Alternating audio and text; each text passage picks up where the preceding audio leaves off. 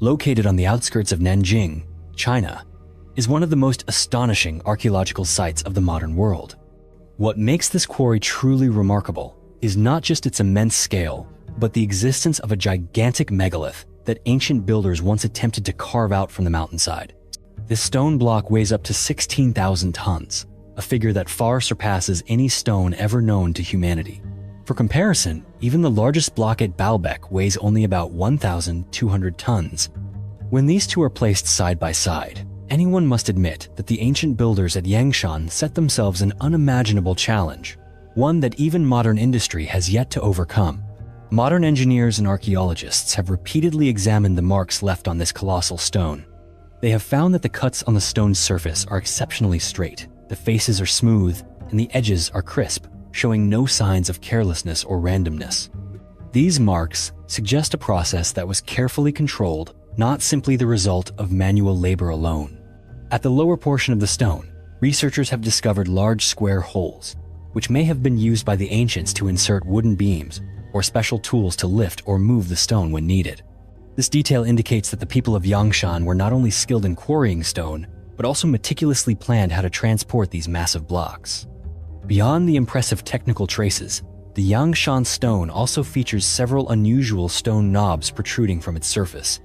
No one knows for certain what purpose these knobs served, but similar features can be found not just at Yangshan, but also at other famous megalithic sites as far away as Peru or Egypt. Some researchers believe these knobs might have been used to tie ropes for moving or assembling the stones, while others think they could be marks left by ancient builders who used the same construction techniques in different parts of the world. One question that especially puzzles modern experts is how the ancients at Yangshan could have even conceived of moving a stone weighing 16,000 tons. If we compare this to today's lifting equipment, not even the largest cranes are capable of moving a stone of such mass. This raises the question of whether the people of Yangshan possessed some form of advanced technology that has not been recorded in modern history. Some researchers believe that the existence of unfinished giant stones at Yangshan, as well as abandoned stone projects in other parts of the world, suggests that a major event may have suddenly brought these projects to a halt.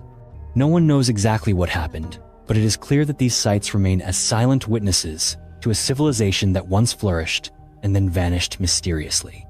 Today, the Yangshan Quarry remains a fascinating destination for scientists, archaeologists, and lovers of historical mysteries from all over the world. Every time someone visits this site, they are confronted with profound questions about the capabilities and knowledge of the ancients, and they cannot help but wonder whether an important part of human history has been forgotten beneath the dust of time. The discovery of Longyu Cave and other giant underground complexes. In 1992, a group of villagers in Zhejiang Province, China, accidentally uncovered one of the greatest archaeological mysteries of the modern era. While draining water from ancient ponds that had been used for generations to raise fish, the villagers discovered a series of stone steps leading deep underground. This discovery spurred them to continue pumping out the water, determined to see what truly lay hidden beneath the surface. After many days of non-stop work, the villagers revealed the entrance to a massive, man-made cave system that had never before been documented in local history. When experts arrived to investigate, they realized that this area was actually a complex of 24 enormous caverns, all created by human hands thousands of years ago. Each cave features floors and ceilings that are almost perfectly flat, with stone walls carved to a smooth finish and sloping surfaces forming precise 45-degree angles. What amazed archaeologists most were the marks on the cave walls. All were consistent, uniform, and made at a 60-degree angle. What is especially strange is that, despite China's long-standing tradition of meticulous record-keeping, there is absolutely no historical mention of the construction of these caves. This raises profound questions. Who built this elaborate system of caves, and what was their true purpose? Many theories have been proposed, but none has provided a truly satisfying answer to this day. The total volume of stone excavated to create these caves amounts to millions of tons, enough material to build an entire small city. Yet, when scientists carefully surveyed the surrounding area, they found no trace of leftover rubble or debris from the excavation process. All the removed stone seems to have vanished without a trace. This stands in stark contrast to modern mining operations, where heaps of debris are always found piled up next to construction sites. The mysterious disappearance of millions of tons of stone only adds to the sense of disbelief surrounding this marvel. Longyu Cave is not the only site of its kind. Across China, many other locations also conceal mysterious cave systems and evidence of advanced, almost futuristic technology. In the north, near the Yellow River, lies the Huashan Cave Complex, with 36 caves cut deep into the cliffs. Each of these caves is vast, with intricate designs and signs of incredibly refined workmanship. What all these underground complexes have in common is the complete lack of evidence regarding their construction. No records, no documents, no traces of waste material, and a level of technical sophistication and organization that seems far ahead of their time. To this day, the true purpose of these structures, the identities of their creators, and the reasons why the work suddenly ceased remain some of the greatest unanswered questions in human history. Gyeongju Caves. In 1984, researchers unexpectedly discovered a unique cave complex nestled in the mountains northwest of Beijing, where ancient people left behind an architectural legacy that modern science has yet to fully unravel. This site is known as the Gyeongju Caves, and to this day, it is regarded as the largest cave city ever found in China. The Gyeongju complex consists of more than 117 caves, with a total of about 350 rooms, all meticulously carved into solid granite. The area covers up to 25 acres, which is roughly a quarter of the size of a small American town. Each cave varies in size, shape, and location, but when viewed as a whole, there is a clear sense of order and thoughtful planning in their arrangement. Some caves are large enough to accommodate entire families, while many others are more compact, suitable for individuals or couples. What astonished scientists the most is the presence of a system of stone staircases connecting different levels, along with an intelligently designed underground drainage system that helps prevent flooding during the rainy season. Many rooms are supported by columns that hold up the stone vaults above, making the interior spaces both sturdy and well ventilated. Particularly striking is a small temple at the heart of the complex, built entirely of stone with finely carved pillars and a large stone bed placed at the center. The entire structure demonstrates that the ancients possessed deep knowledge of architecture, advanced building techniques, and the ability to organize large-scale labor. The most puzzling aspect of Gyeongju is that, despite its vast scale and highly advanced construction, archaeologists have not found any clear evidence of long-term habitation. The purpose behind the creation of the Gyeongju Caves has also never been clearly established. Some believe that it once served as a refuge for a large community, a mysterious religious sect, or perhaps even as a prison for an ancient dynasty. However, all of these theories remain speculative, as there is no historical record or artifact strong enough to confirm them. As for its age, most researchers estimate that Gyeongju was created between 1,000 and 2,000 years ago, during the late Tang Dynasty or the early 5 Dynasties and 10 Kingdoms period, but many experts believe that the true age of the site may be much older. Certain construction details, stone carving methods, and interior designs suggest that it could be the work of a lost civilization, or even evidence of the existence of special communities that once lived in this region thousands of years ago. Despite the many unanswered questions it holds, Gyeongju remains a vivid testament to the creativity, industriousness, and remarkable intelligence of the ancients, and stands as one of the greatest mysteries still buried beneath the surface of China today. The ancient pyramids of China and their enduring mysteries. For decades, archaeologists and international researchers have paid special attention to the mysterious pyramid structures scattered throughout central China, particularly in Shaanxi province.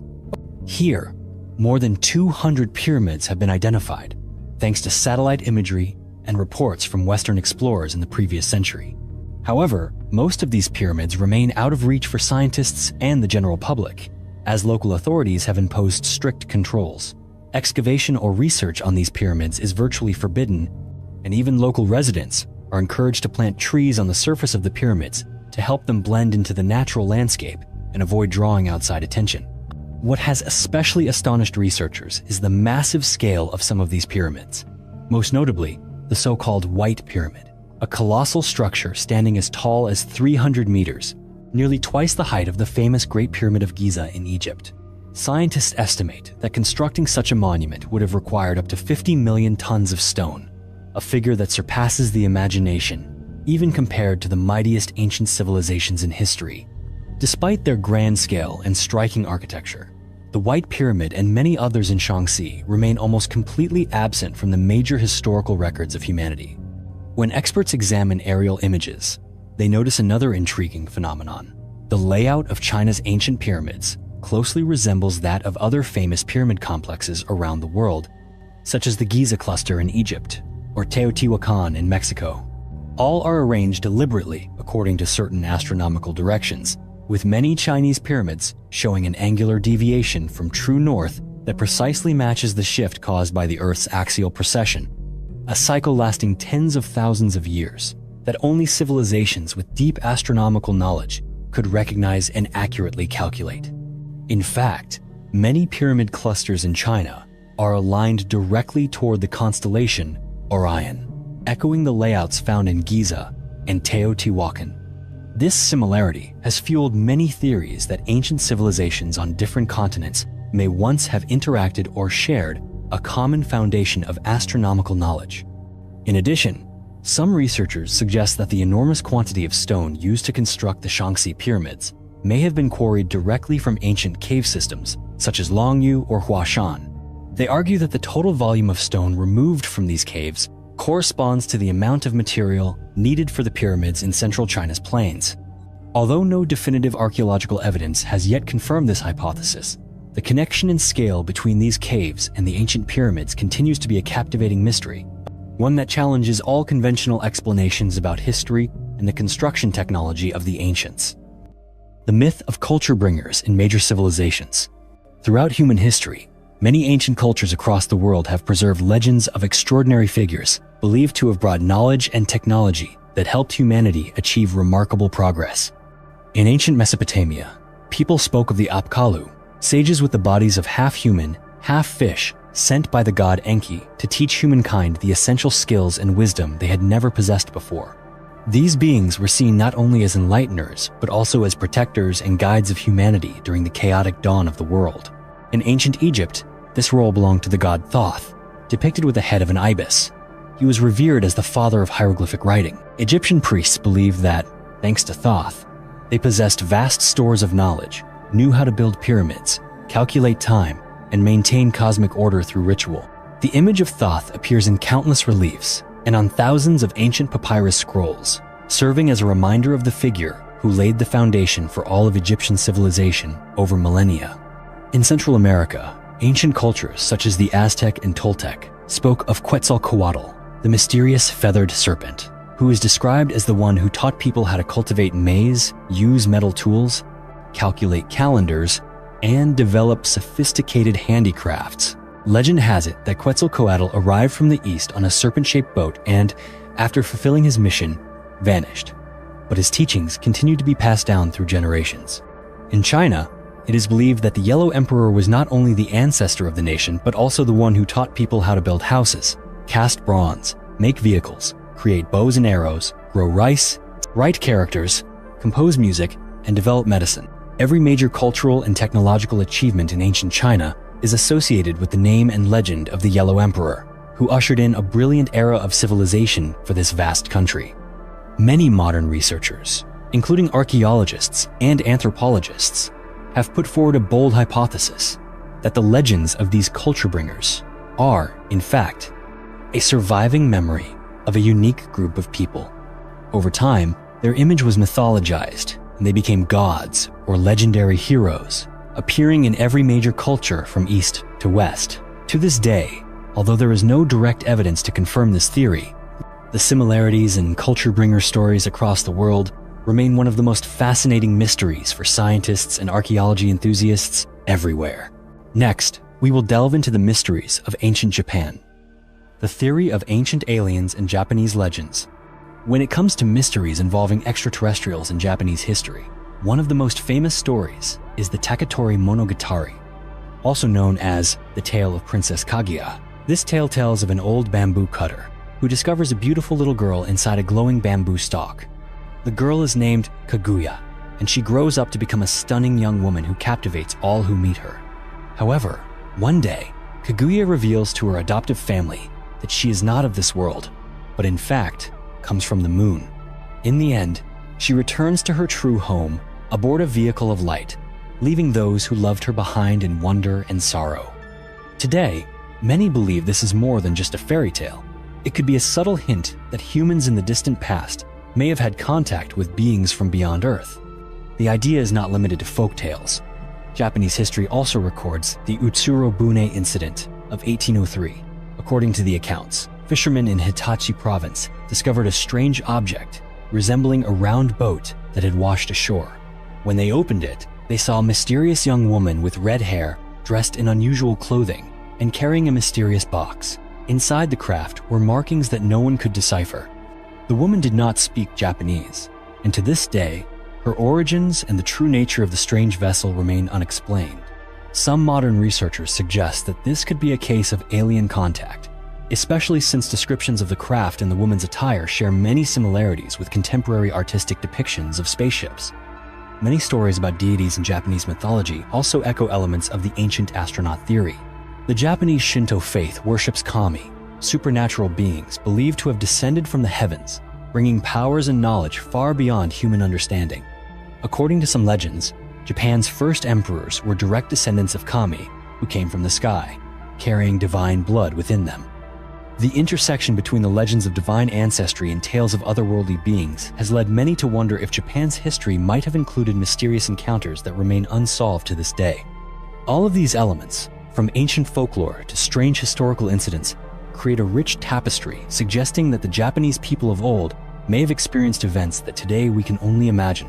Whatever the ultimate truth may be, these stories continue to inspire and drive modern people to search for answers to the mysteries of the past. Mount Nokogiri and the theory of an ancient quarry. Mount Nokogiri, located in Chiba Prefecture, Japan, is one of the most unusual megalithic sites you can encounter in the country. The Japanese call it Saw Mountain because of the long, sharp, saw-like cuts that are clearly visible on the mountain's rock face. As you approach, you see these cuts running straight from the foot of the mountain all the way to the summit, forming enormous stone walls nearly 100 feet high. What is especially striking here is that these cuts are flat and smooth. Some are so straight it appears as if they were made by a giant blade or a type of modern machinery, something the people of the past certainly did not possess. You'll notice that the edges of the stone are almost perfectly square, with no signs of fracturing or rough chiseling as one would expect from the use of hammers or primitive stone tools.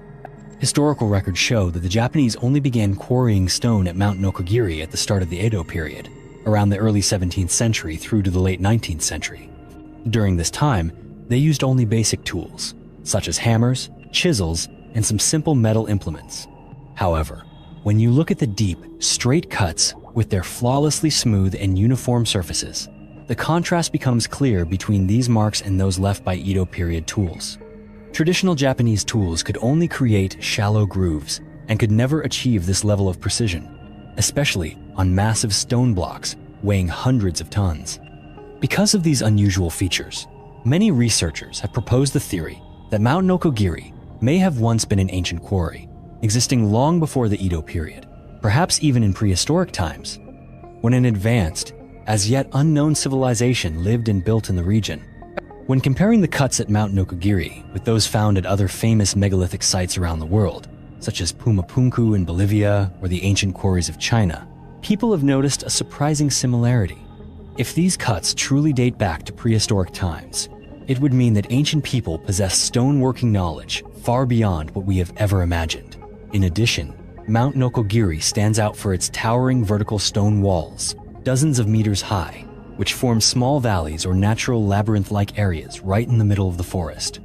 Researchers have noted that constructing or extracting such large stone walls would require an enormous workforce and years of continuous labor if only primitive tools were used. But if there once existed an ancient civilization with advanced technology, then what remains at Mount Nokogiri could very well be their legacy. The presence of these perfect stone cuts and towering vertical walls raises not only questions about the origins of Mount Nokogiri, but also casts doubt on whether traditional historical records tell the whole story. Today, when you visit Mount Nokogiri, you see not only natural beauty and famous sculptures, but you also stand before one of the greatest mysteries of ancient stoneworking ability. The straight cuts and smooth surfaces here remain a major question for researchers around the world. No one knows for sure which civilization created them, what tools they used, or the true purpose of these works. All of these mysteries still await answers from future archaeologists. Buddhist structures of the Edo period and the inheritance of ancient heritage. When you set foot on Mount Nokogiri, beyond the towering stone walls marked with strange cuts, you are greeted by a unique cultural landscape. Most striking is the giant Buddha statue known as Nihonji Daibutsu. This statue is carved directly into the mountain's rock face and stands 31 meters tall, making it one of the largest Buddha statues in Japan. But it is not only the Great Buddha. Scattered along the mountainside are more than 1,500 smaller statues known as rakan. Each of these small statues is exquisitely carved, depicting the Buddha's disciples in various states of meditation. As you walk along the winding paths around the mountain, you will easily spot these statues nestled among lush greenery, hidden beneath the forest canopy, or resting quietly against steep rock faces. These works were shaped not only by skilled hands, but also by the deep devotion and faith in Buddhism of those who created them. However, many researchers note that these Buddhist structures were largely constructed during the Edo period, from the early 17th to the 19th centuries. This era saw a flourishing of religious art across Japan, with numerous temples and large Buddha statues erected in many regions. Upon closer inspection, you will notice that the statues and major sculptures are all based on massive rock structures, sometimes carved directly into pre-existing cliff faces. This has led to the theory that the Japanese of the Edo period were not the first to exploit or create these special sites, but instead inherited part of their legacy from older civilizations.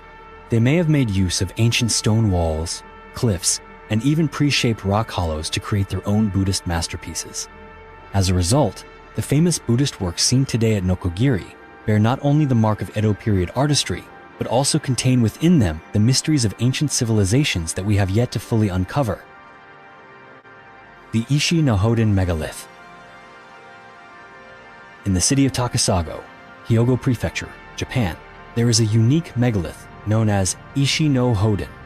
Many people call it the floating stone because of its shape and the way it appears to hover above a small pond. When you see Ishi no Hoden with your own eyes, you will be amazed by its enormous size. This stone block weighs around 500 tons and is carved almost perfectly into a cube with sharp corners and flat, clean surfaces, as if it had just been polished. What sets Ishi no Hoden apart is not just its size, but the way it is positioned in the middle of a pond, creating the illusion that the entire stone is floating on the water. Beneath the stone runs an underground spring that flows year-round, regardless of rain or prolonged drought. The water in the pond is always clear and cool, enveloping the stone in a tranquil and mysterious atmosphere. For generations, local people have believed that the water here has healing properties and brings good fortune to those who come to pray. The existence of Ishi no Hoden has given rise to many theories about its true purpose. Some suggest that it is an ancient energy device, powered by the underground water flowing below. Others believe it was once a sacred space, used for mysterious rituals related to water and rebirth. There are even theories that Ishi no Hoden could be part of a massive machine designed by an ancient civilization to harness the underground water source. When studying Ishi no Hoden, archaeologists often point out the similarities between this stone and the Osirion in Egypt. The Osirion is an ancient megalithic complex at Abydos, famous for having water running beneath its foundations, just like at Takasago. Both structures are built with large stone blocks and are closely associated with the mystery of underground water, raising questions about the technical and spiritual knowledge that people in ancient times might have possessed. As you approach Ishi no Hoden, you will sense the solemn and sacred atmosphere that surrounds the site. Local residents still regard it as one of the most mysterious relics in Japan, a place where the distant past and the present day converge. The questions about the origin, purpose, and true meaning of the floating stone remain unanswered, becoming part of the rich tapestry of mysteries that Japanese history has left for the world. Dagu and reptilian figurines. If you study the ancient Jomon culture of Japan, you cannot overlook the mysterious small statues known as dogu. These figurines have been found to be over 14,000 years old, dating back to the earliest days of the Jomon period. What astonishes archaeologists most is the appearance of these statues. Dogu are often crafted with large heads, wide round eyes, and bodies adorned with what looks like protective armor. or even modern spacesuits. Although the Jomon era was a time when Japan's population was sparse and people mainly survived through hunting and gathering, these Dogu figurines have been found in various locations across the Japanese archipelago. This widespread presence has led researchers to question their true meaning and origin. Beyond the Dogu, you can also find small reptilian figurines that appeared during the later Asuka period. These reptilian statues are not unique to Japan. They closely resemble the famous Ubaid figurines from ancient Mesopotamia. Both types depict figures with elongated heads, large eyes, and scaly skin, features that closely match our modern image of extraterrestrials or beings from another world. The common appearance of Dogu and reptilian statues in different regions and eras, at times when humans had almost no contact with each other, has inspired many fascinating theories. Some believe these are remnants of ancient memories about encounters with extraterrestrials. Others suggest that ancient people may have witnessed mysterious beings firsthand and then recreated them as small clay or stone statues. Another theory is that ancient civilizations shared a kind of common knowledge or memory of a time when humans, gods, and otherworldly beings coexisted on Earth.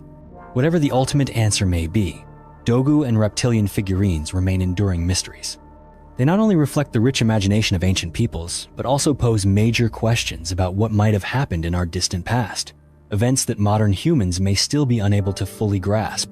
Today, as we gaze upon these statues, many are left to wonder, is human history truly limited to what we have been taught, or do these strange artifacts hint at a far greater story waiting to be uncovered? Next are the mysteries from around the world that we have gathered together. The Anunnaki city in Africa. In southern Africa, in a remote and sparsely populated region, archaeologists have made a strange discovery.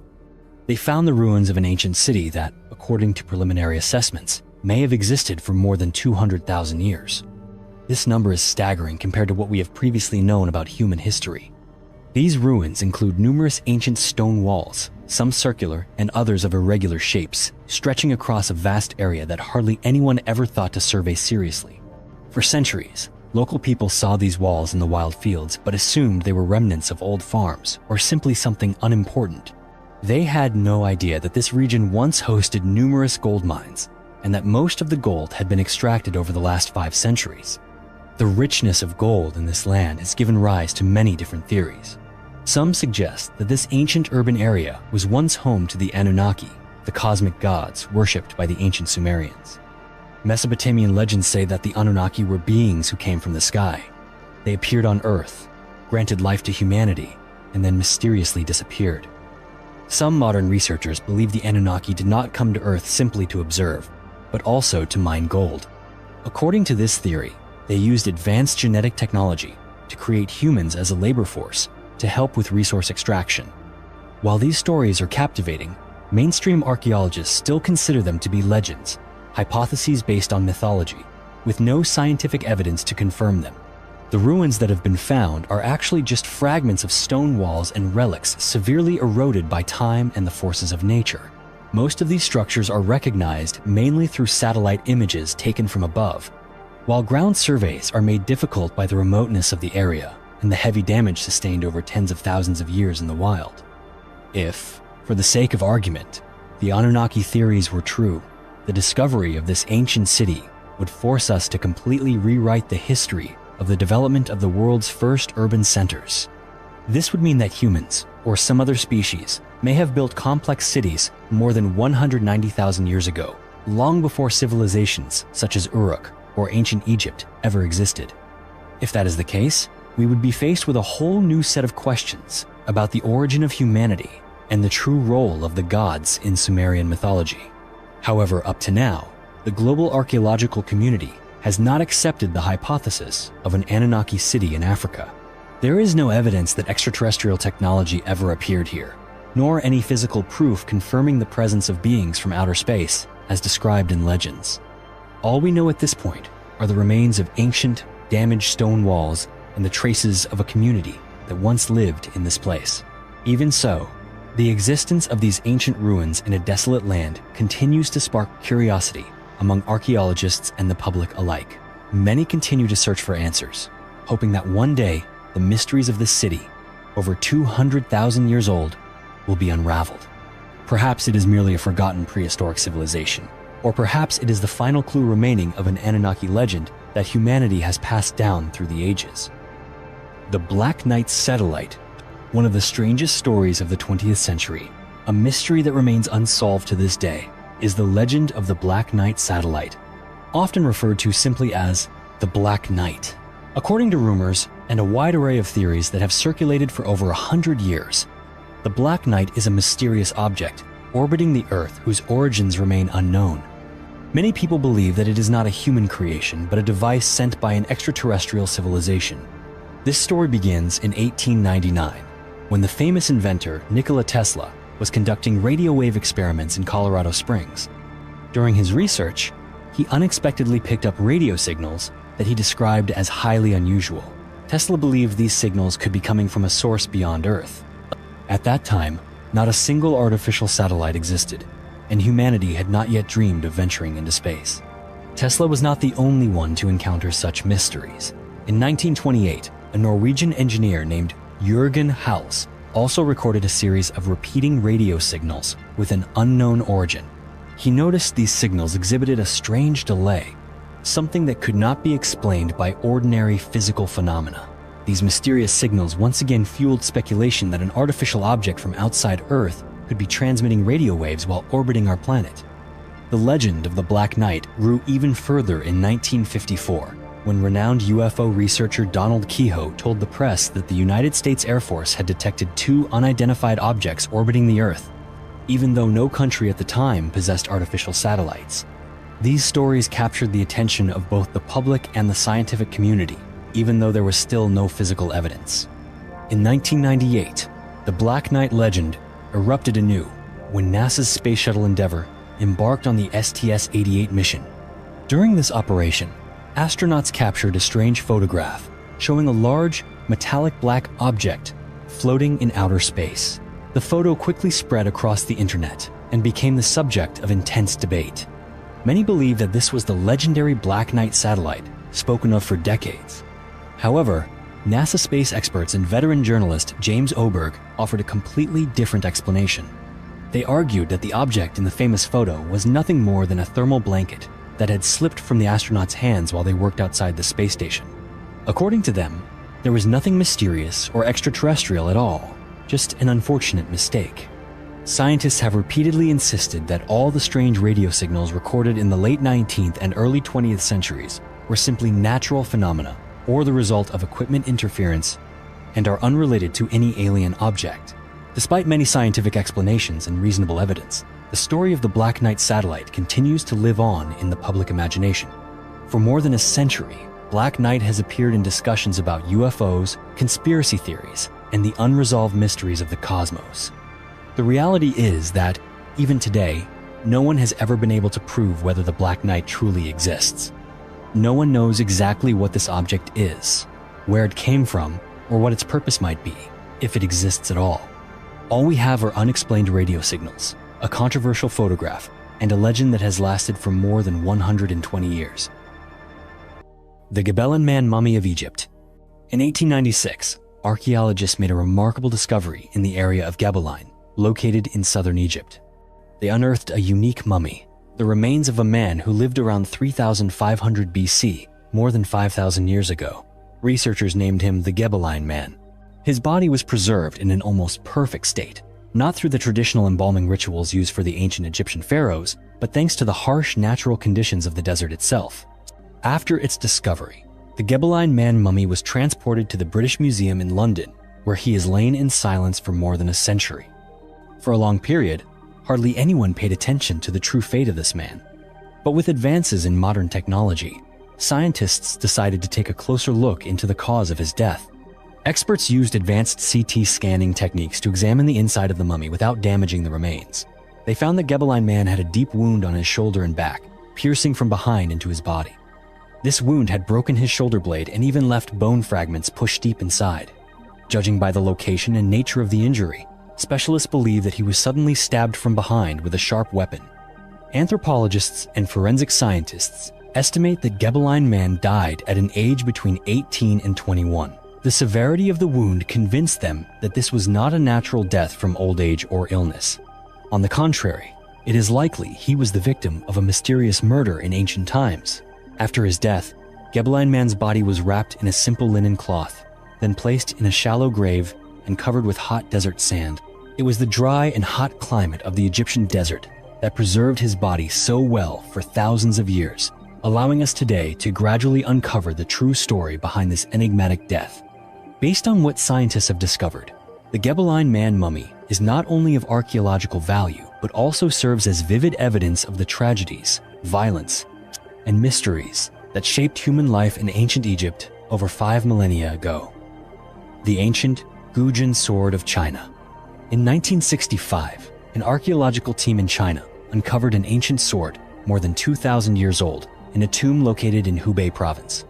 This sword was quickly identified as a treasure belonging to King Gujian of Yue, a legendary ruler in the annals of ancient Chinese history.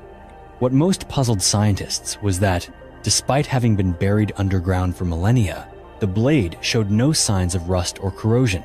In fact, it was still so sharp that it could easily slice through a sheet of paper. During the excavation of the ancient cemetery of the Chu Kingdom, experts discovered about 50 tombs along with more than 2,000 different artifacts. Yet, among all these objects, the Gujin sword stood out above the rest. Archaeologists found the sword inside a wooden box placed next to a skeleton, tightly sealed and carefully protected from environmental elements.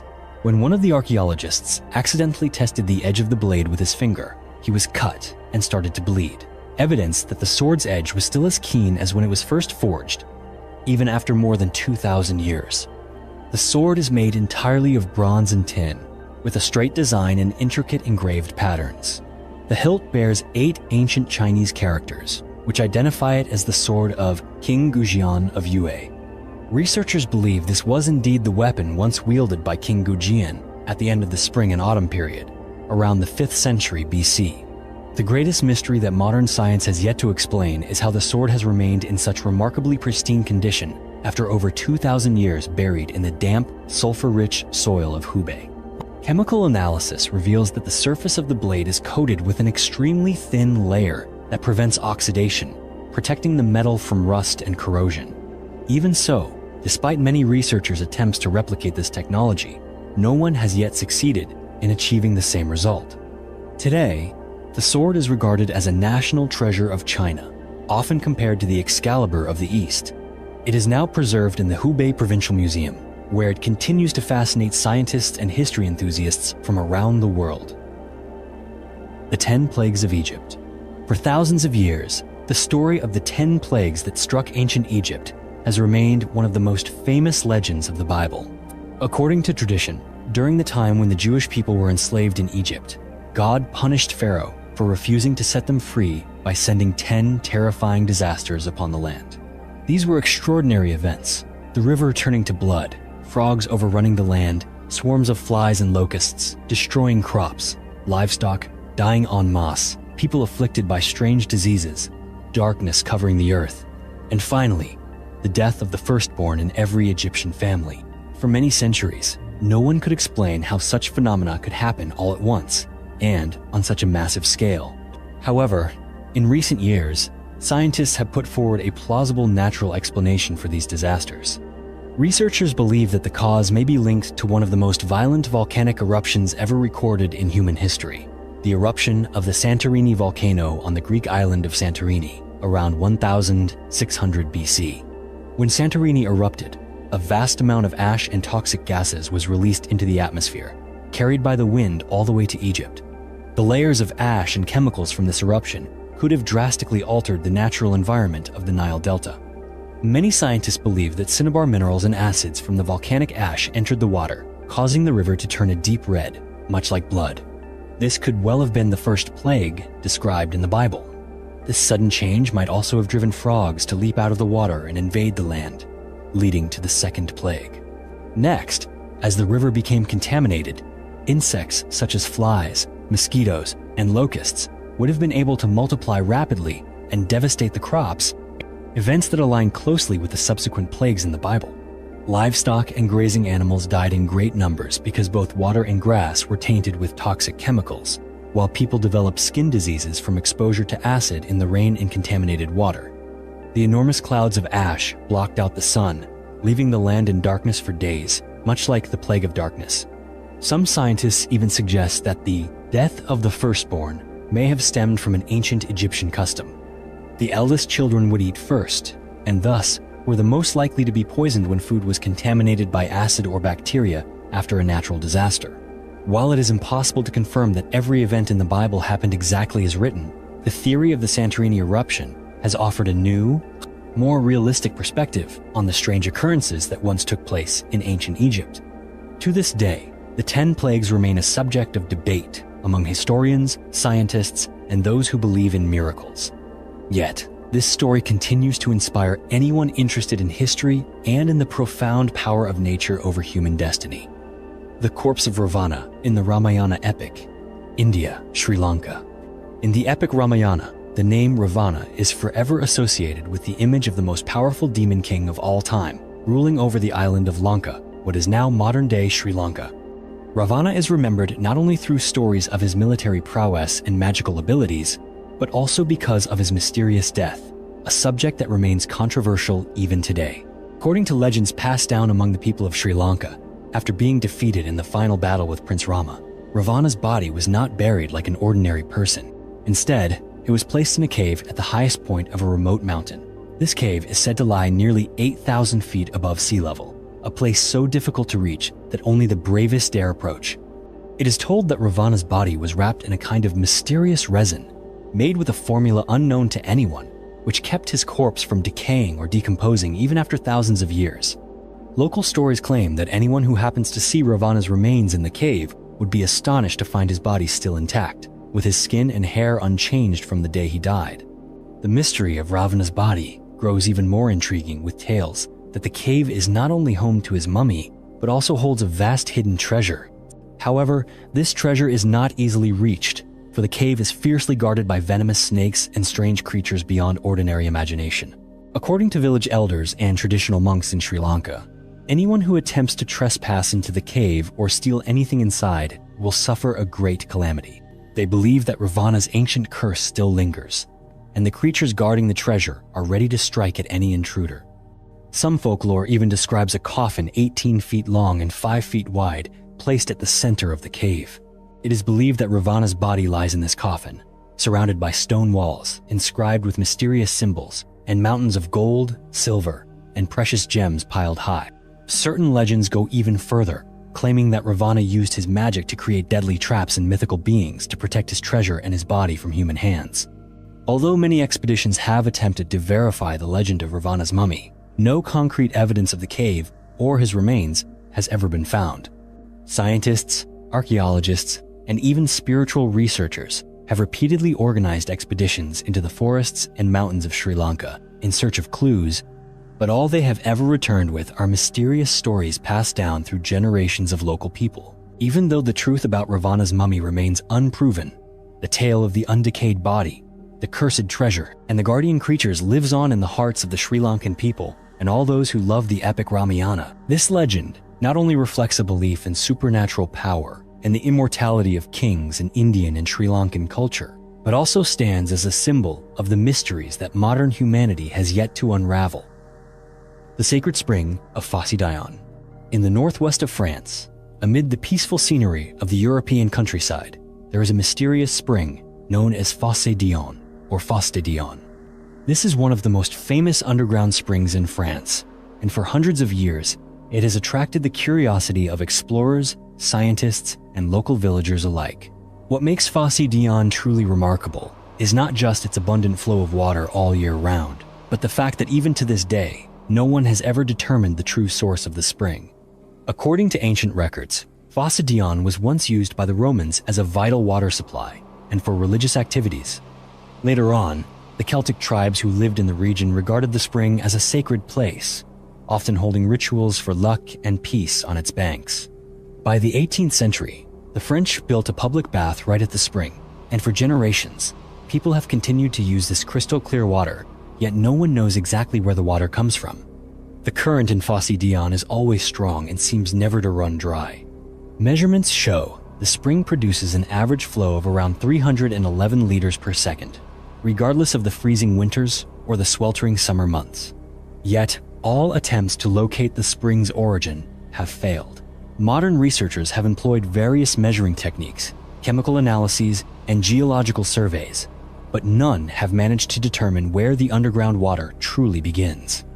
Beyond its scientific mystery, Fosse Dion is the subject of many local legends. One of the most well-known stories claims this spring is actually a gateway between two worlds, a place where the boundary between the living and the dead becomes thin. People in the region believe a giant serpent lives beneath the waters, guarding the entrance to the afterlife and keeping the curious from venturing too far. Such strange tales have only grown over time, especially after the 20th century, when several professional divers tried to explore the spring's depths to uncover its mysterious source. In 1974, two experienced divers lost their lives while searching through the water-filled, pitch-black tunnels underground. In 1996, another diver died under similar circumstances. Because of these tragedies, local authorities issued a ban on diving in Fosse Dion for many years. It was not until 2019 that a veteran diver named Eric Dessine was granted permission by officials to resume the quest. He dove more than 230 feet deep, going further than anyone before and reaching a zone of total darkness. Yet even Eric could not pinpoint the final origin of the spring. He suggested that the waters might connect to vast, unexplored caverns that no one has ever seen. To this day, Fosse Dion remains one of the most enigmatic underground springs in Europe. No one knows where its waters begin, nor how many hidden stories still lie beneath the earth. All that can be done is to continue speculating, passing down legends about the gateway to another world, and retelling the endless tales of journeys beneath the cold earth in the heart of rural France. The underground city of Iğdır in Turkey. In the northeast of Turkey, amid cold, windswept steppes and towering mountain ranges, archaeologists have discovered an ancient underground city buried deep beneath the soil of Iğdır province. This city has been dated to around 3,000 years old and stands as one of the most significant findings in the history of subterranean settlements in the region. What astonished many is that for thousands of years, the entire city lay hidden, its existence unknown until the very end of the 20th century. Archaeological experts explain that the underground city of Iğdır was built entirely by hand, with winding tunnels, living quarters, food storage rooms, wells, and many other spaces all connected by narrow passageways. The stone walls still bear marks of primitive tools, clear evidence that the people here worked tirelessly for many years to create such a complex system. Some of the underground layers reach more than 6 feet below the surface, allowing inhabitants to escape harsh climates and the threat of invasion from outside. Over the centuries, this underground city became a safe haven for various communities. According to historical records and archaeological evidence, in the early days of Christianity, believers sought refuge here to avoid persecution, living discreetly and holding religious ceremonies in secret. Not only Christians, but Muslims in later periods also used this underground network for shelter during times of war and unrest. The entrances were carefully concealed, known only to locals or to those who were given precise directions. Modern archaeologists have found traces of kitchens, granaries, underground reservoirs, and even large rooms that once served as gathering places for the community. Some corridors still preserve intact stone steps leading down to deeper levels that have yet to be fully excavated. Even after thousands of years, the air inside the tunnels remains cool and quiet, evoking an eerie sense of the era when life underground was a necessity for many.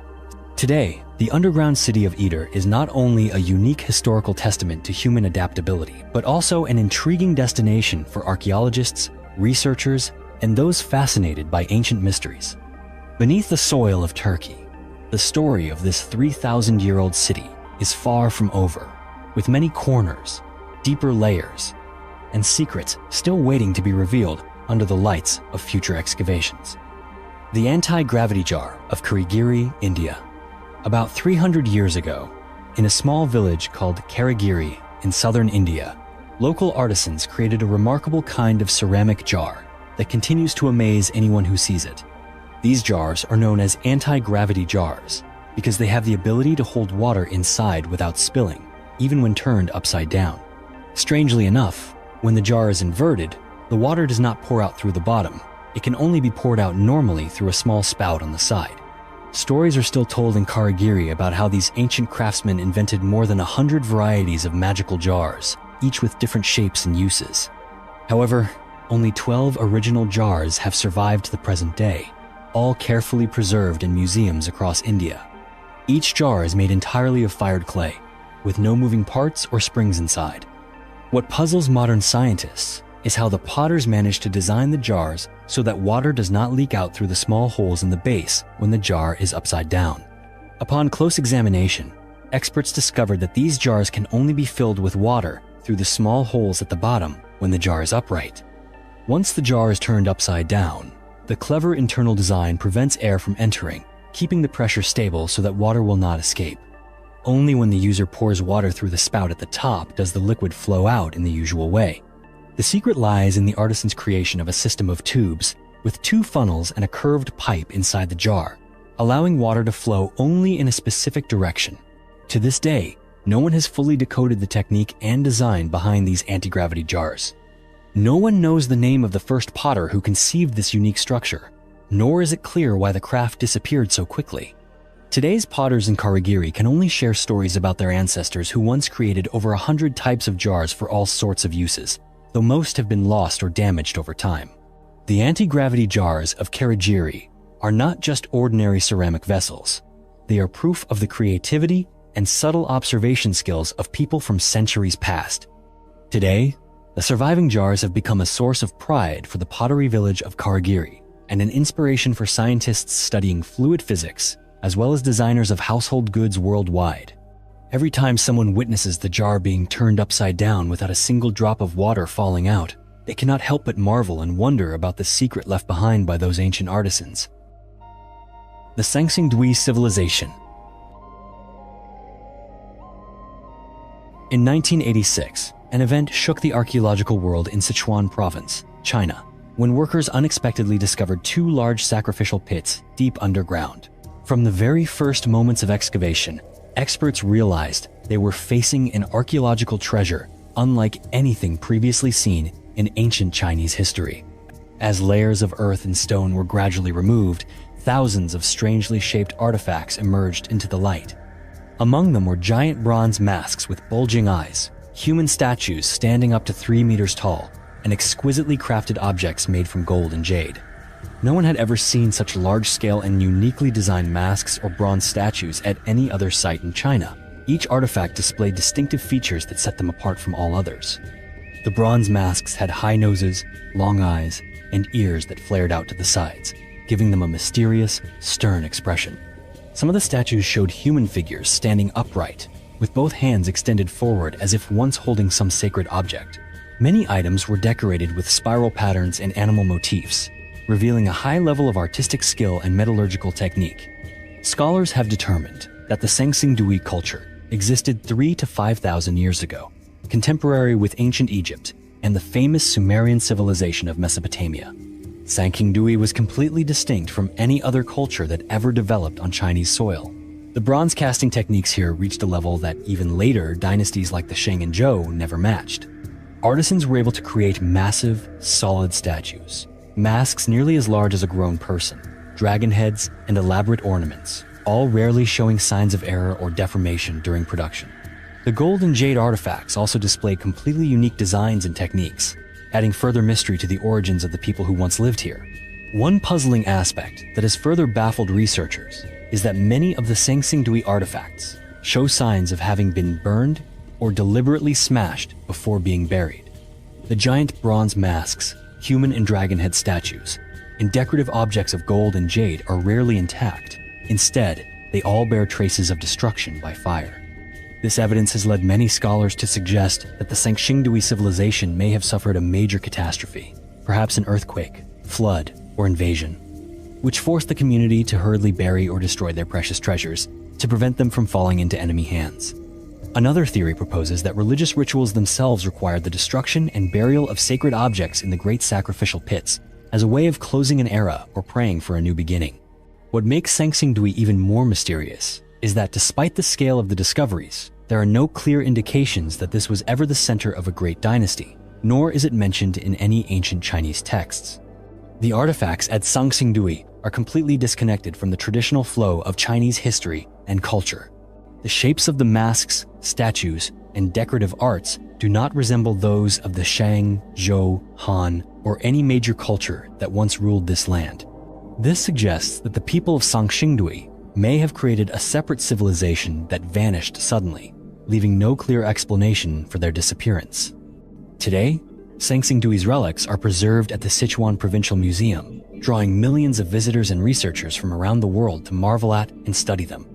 The bronze, gold, and jade artifacts of Sangxingdui have not only changed our understanding of the development of Chinese civilization, but have also raised profound questions about the cultures that once flourished brilliantly on this planet, only to disappear into the darkness of time.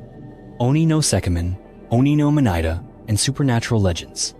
As you continue to explore the land of Asuka, you will encounter more giant stones with strange shapes and mysterious names.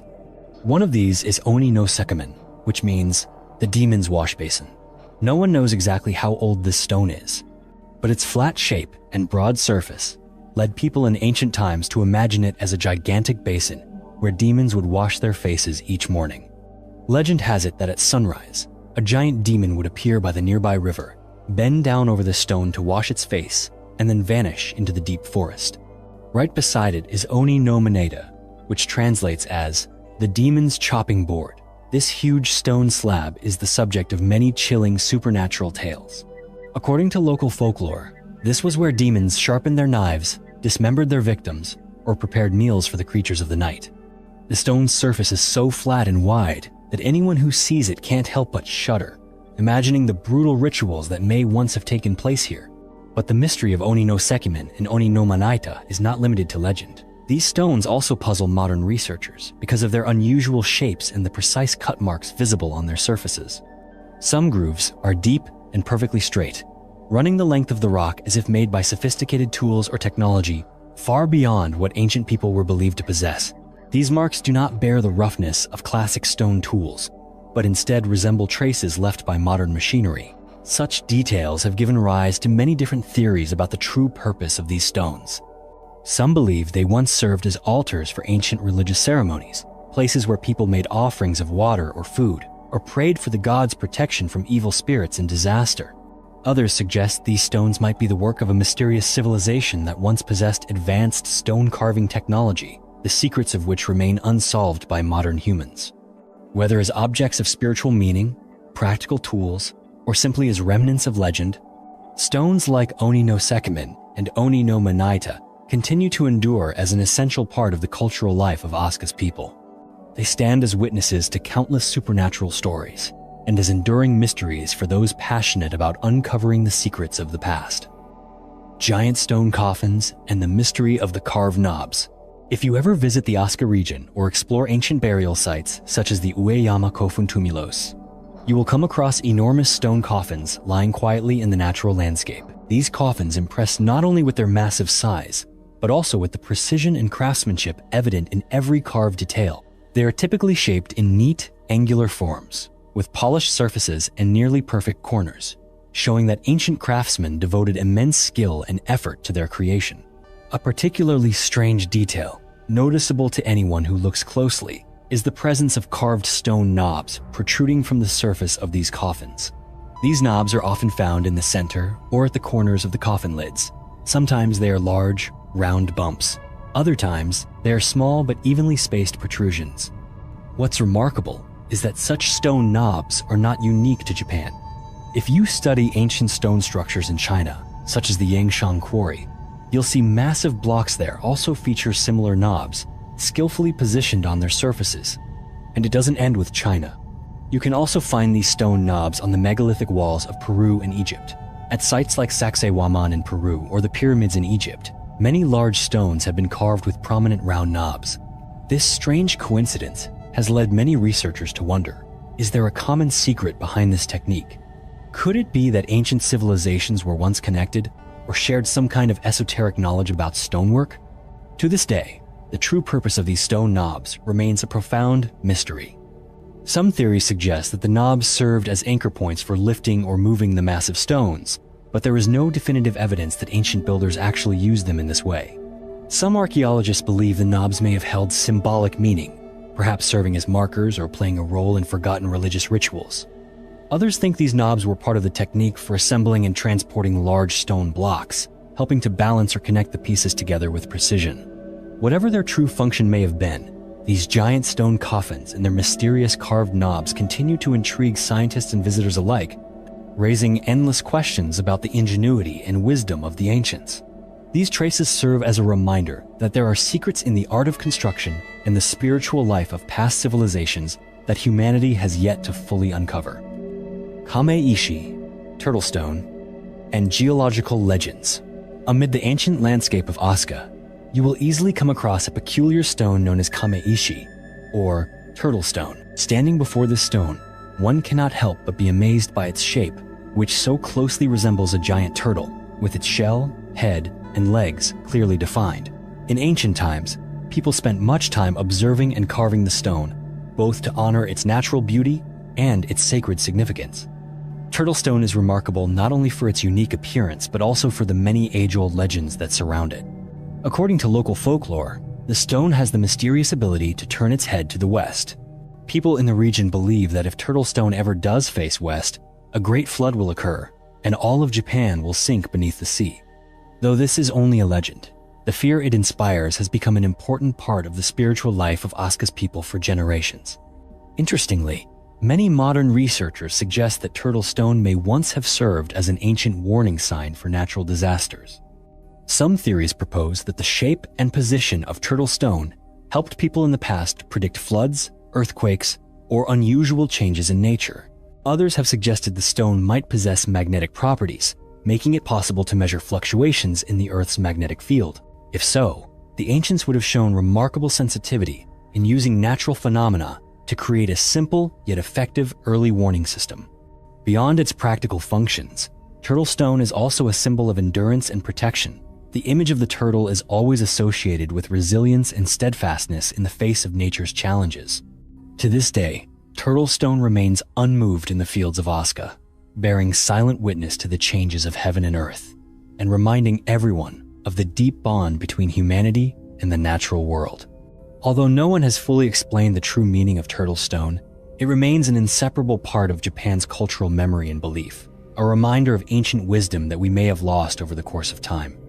Thank you for joining us on this journey to uncover the mysteries of human history. If you enjoy stories like these, please hit the like button and subscribe to our channel so you won't miss any of our upcoming videos. Feel free to leave your thoughts in the comment section below. We look forward to hearing from you.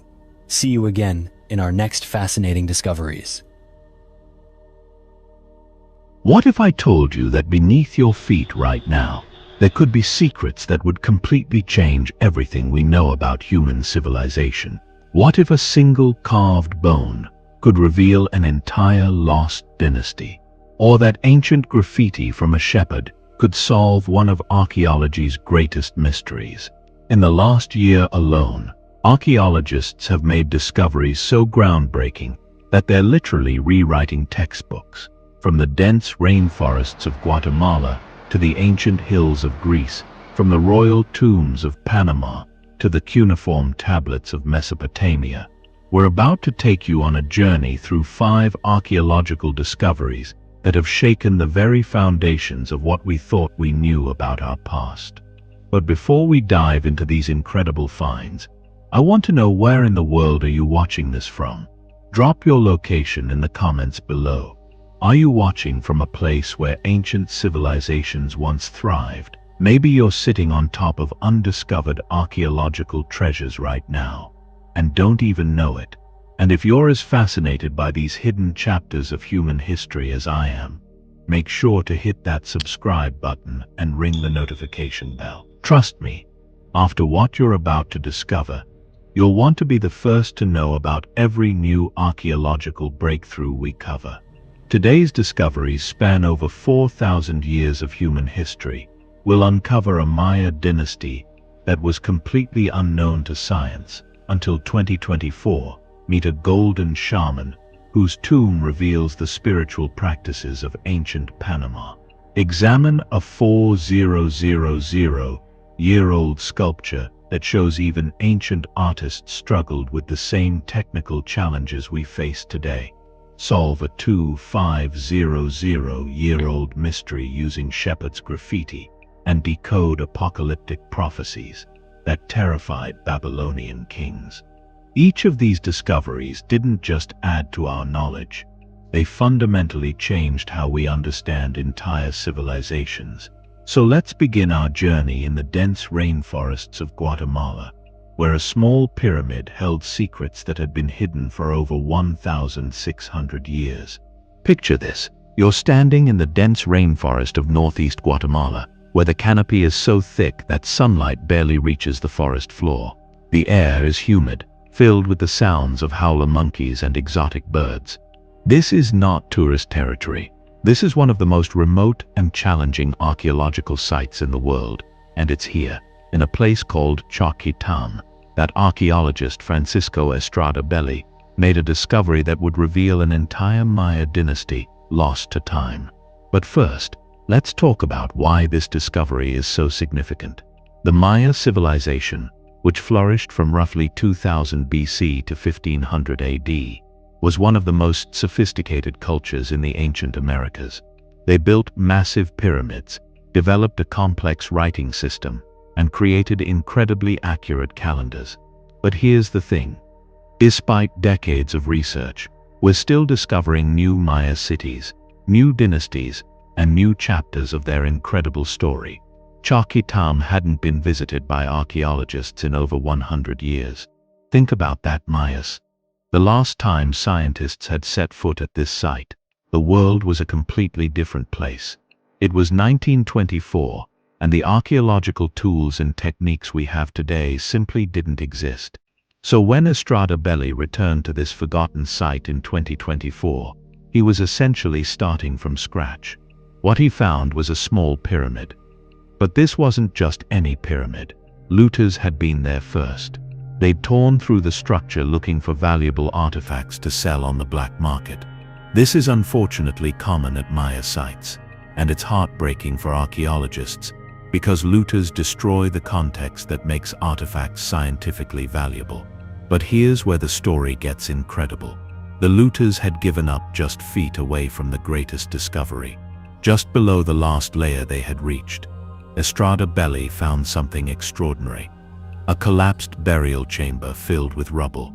Inside this coffin-shaped chamber lay the partial skeleton of a Maya ruler, along with artifacts that would rewrite Maya history. Among the most stunning finds was a fragmented jade mosaic mask. Now, jade was incredibly precious to the Maya, more valuable than gold. They believed it had magical properties and was connected to the gods. But this wasn't just any jade mask. When Estrada Belli's team painstakingly reassembled it from 33 individual fragments, they discovered something remarkable. The jade had been sourced from the Motagor River Valley, over 200 miles away. In the ancient world, transporting materials this distance required extensive trade networks and significant resources. This wasn't just a local chief Mayas. This was someone with far-reaching power and influence. The mask itself is a masterpiece of Maya craftsmanship. The eyes were made from mother of pearl, giving them an otherworldly gleam, while the mouth was formed from a ruby-hued spondylus shell. When you see recreations of this mask, you can almost imagine the awe it must have inspired in ancient ceremonies. But the jade mask wasn't the most important discovery. The real breakthrough came from human bones that had been carved with Maya glyphs. This is where archaeology gets truly detective-like. The team identified two femurs belonging to different individuals, likely the deceased ruler's father and grandfather. These bones had been carved as a form of ancestor worship, a practice that shows how deeply the Maya honored their lineage. On one decorated bone, researchers found a detailed image of the ruler himself, wearing regalia and a headdress bearing his name. Itsam Kokaj Balam. The ruler is depicted holding a mask similar to the one found in the tomb, and he wears a belt bearing part of his name, Balam. This single word, Balam, revealed something extraordinary. Balam wasn't just a name. It was the title of a previously unknown Maya dynasty. Think about what this means. We just discovered an entire royal lineage that ruled over this region for generations, and we never knew they existed. It's like finding a missing chapter in a history book. Outside the burial chamber, the team found a broken royal stellum, a stone monument that bears a depiction of the ruler's father, Moan Balam.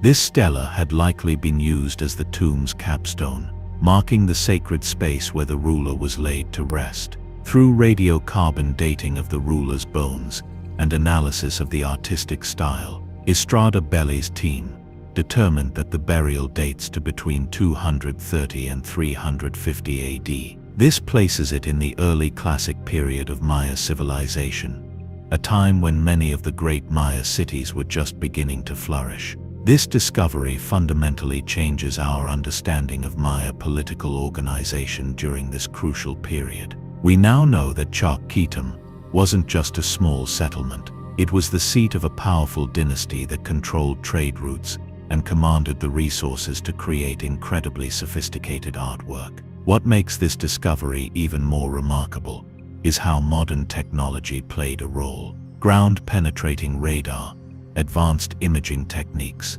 and sophisticated analysis methods allowed the team to extract information that would have been impossible to obtain even a few decades ago. The discovery also highlights the ongoing battle against looting that plagues Maya archaeology. While looters destroyed much of the pyramid's context, their incomplete work inadvertently preserved the most important burial chamber. It's a reminder of how much we've lost to illegal artifact trafficking and how much we stand to lose if we don't protect these sites. The Balam dynasty discovery connects to a broader pattern in Maya archaeology. In recent years, LiDAR technology has revealed hundreds of previously unknown Maya sites hidden beneath jungle canopy. Each discovery adds new pieces to the puzzle of Maya civilization, showing us a world that was far more complex and interconnected than we previously imagined.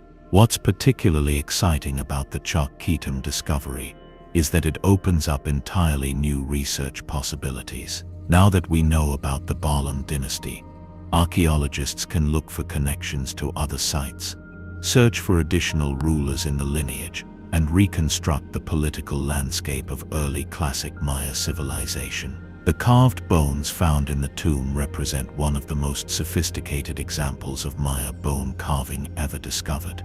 The level of artistic skill required to create these detailed scenes on such a difficult medium shows us that Maya artists were pushing the boundaries of their craft even in this early period. If you're finding this as fascinating as I am, make sure you're subscribed because we're just getting started. The next discovery takes us to Central America, where archaeologists uncovered a golden shaman whose tomb reveals the spiritual practices of an ancient civilization. But before we head to Panama, I want you to imagine what other Maya dynasties might still be hidden in the rainforests of Guatemala, Belize, and Mexico. How many rulers like Itzamkokaj Balam are still waiting to be discovered? The Maya world is vast, and we've only scratched the surface. Let's travel now from the Maya rainforests to the lush landscapes of Central America, specifically to El Caño Archaeological Park in central Panama. Here, along the banks of the Rio Grande, archaeologist Julia Mayo made a discovery that would illuminate the spiritual world of the Cocle people, a civilization that flourished between the 8th and 11th centuries AD. What Mayo found was a 1250-year-old tomb containing the remains of a man who had been buried face down, an unusual burial position that immediately signaled this was no ordinary individual. But it was what surrounded him that truly took archaeologists' breath away. Gold ornaments draped across his body, numerous gold figurines, 8 intricate gold breastplates, and mysterious tubes made from deer bones. To understand the significance of this discovery, we need to talk about the Cocle people. They were master metalworkers who created some of the most sophisticated gold artwork in the pre-Columbian Americas. Their skill with gold was legendary, and their artifacts rival those of the more famous Inca civilization. But unlike the Inca, who came centuries later. The Coquelets were working with gold when much of Europe was still in the Dark Ages. Initially, Mayo thought the deer bone tubes were musical instruments, flutes perhaps, which would have made sense in a burial context. Music was often associated with the afterlife in many ancient cultures, but upon closer examination, she realized these weren't flutes at all.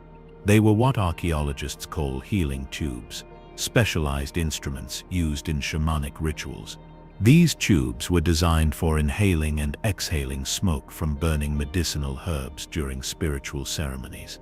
Think about what this tells us about Coquelet religious practices. This wasn't just about healing physical ailments. Shamans were believed to be intermediaries between the world of the living and the realm of spirits.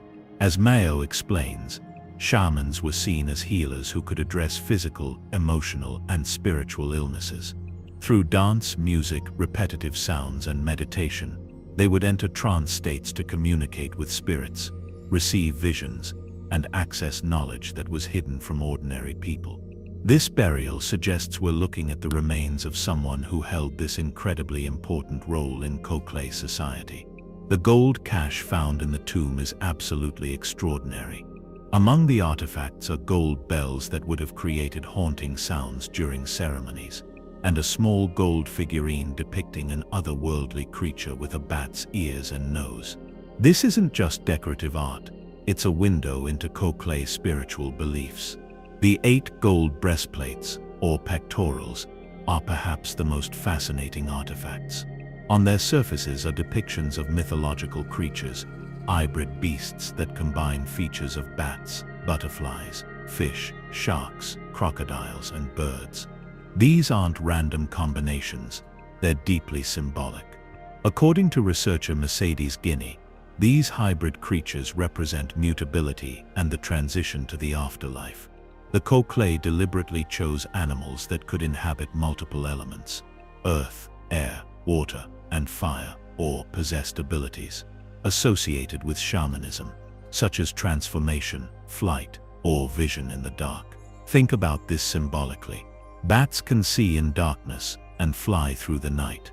Perfect metaphors for a shaman's ability to navigate the spirit world. Fish can breathe underwater, birds can soar through the sky, and butterflies undergo complete transformation.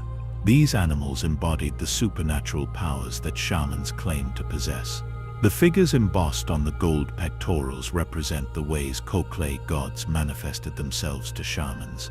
This suggests that shamans weren't just community healers, they were direct intermediaries with the divine. The gold work shows us that the Coquelet believed their gods could take the form of these hybrid creatures when communicating with shamans. But this discovery reveals something else important about Coquelet society. The El Caño necropolis wasn't just a burial ground, it was a political tool. Mayo's research suggests the necropolis was used to venerate Coquelet ancestors and to legitimize the power of ruling families through public ceremonies. The fact that the shaman was buried face down is particularly intriguing.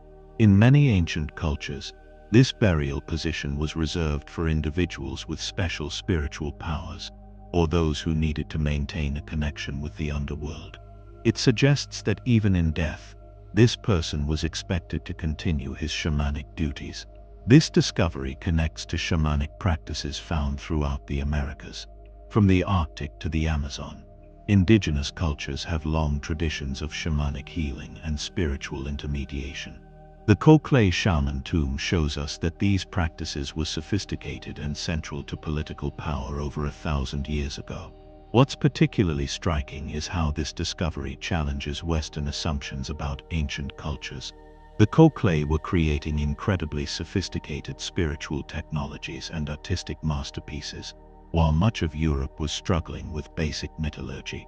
This tomb also tells us about trade networks. The gold, the deer bones, the shell materials, all of these required extensive trade connections. The Coquelet weren't isolated. They were part of a complex network of exchange that connected cultures across Central America. The craftsmanship visible in the gold pectorals is absolutely stunning. Each piece required hundreds of hours of work by master artisans who understood not only metallurgy, but also the complex religious symbolism they were depicting. The level of detail suggests these weren't just burial goods.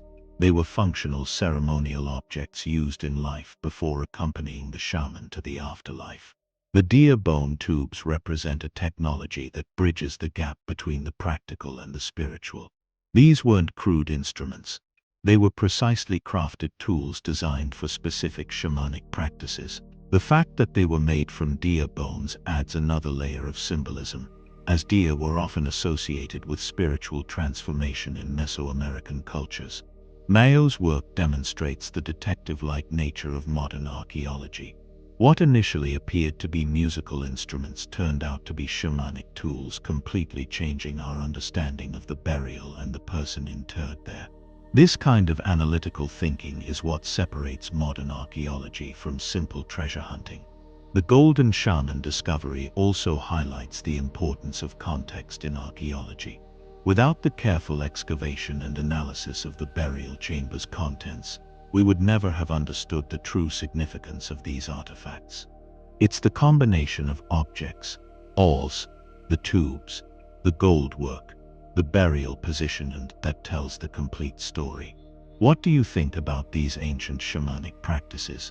Do you see connections to spiritual traditions in your own culture? Let me know in the comments below, and don't forget to subscribe for more incredible archaeological discoveries. Our next discovery takes us even further back in time, to ancient Mesopotamia, where a 4,000-year-old sculpture reveals that even the world's earliest metal casters faced the same technical challenges that modern artists struggle with today. Imagine you're a master sculptor.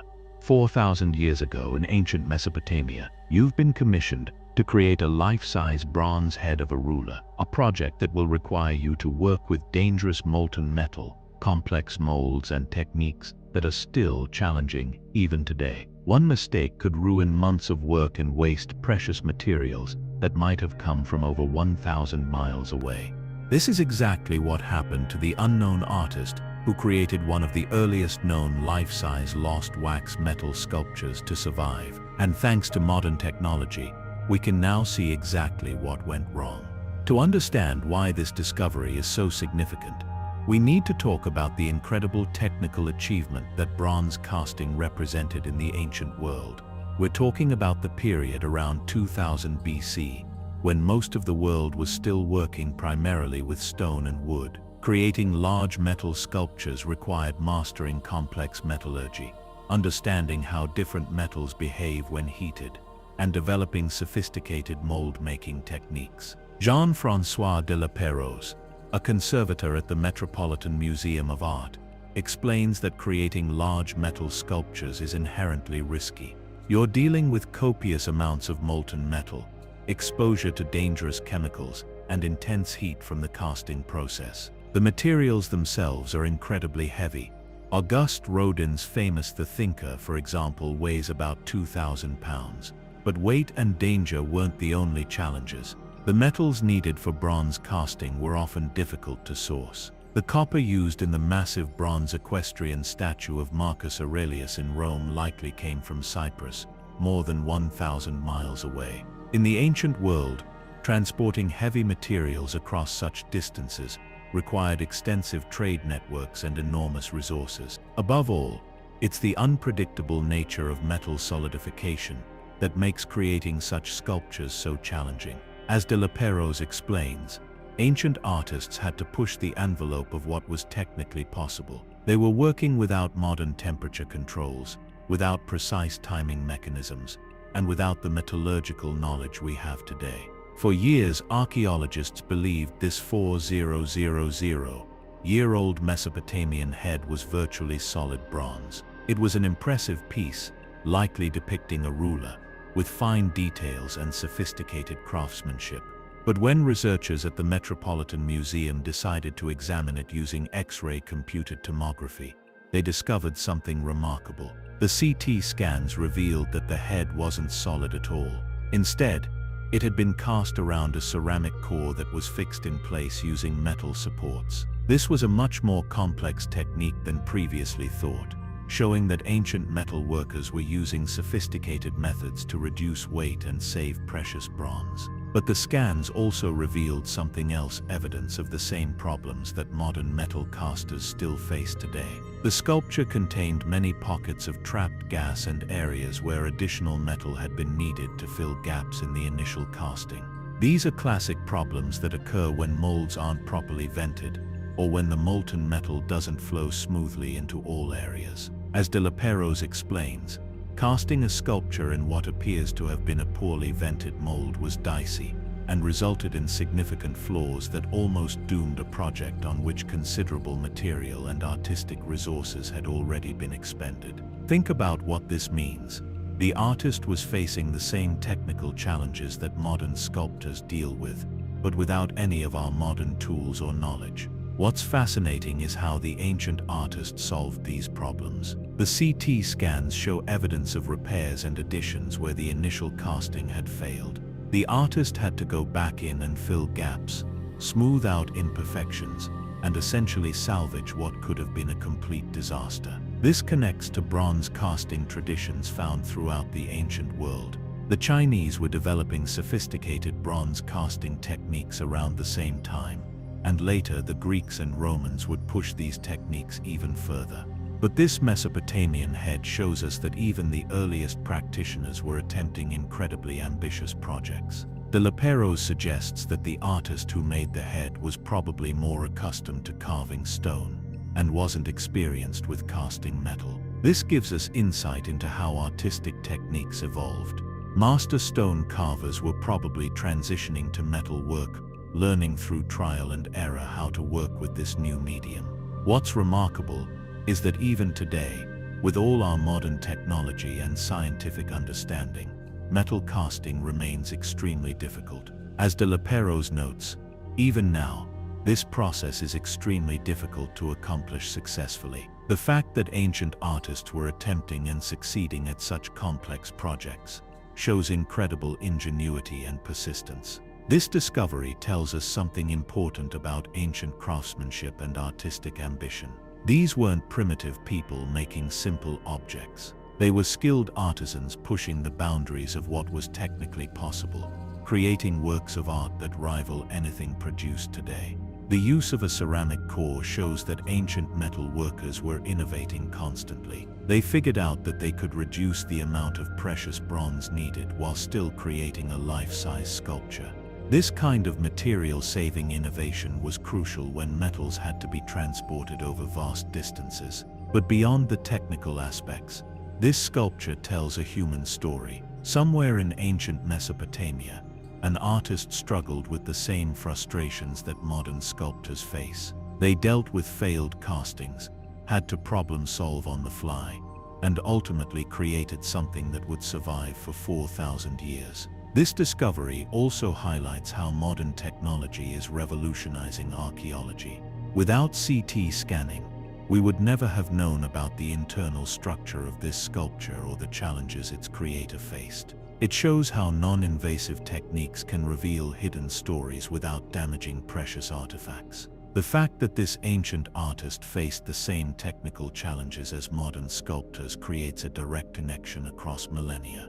It humanizes the ancient world and shows us that creativity and technical innovation have always gone hand in hand. The sculpture's survival is itself remarkable. Bronze was so valuable in the ancient world that most bronze artifacts were melted down and reused over the centuries. The fact that this piece survived suggests it was highly valued, possibly buried for safekeeping or lost in a way that protected it from recycling.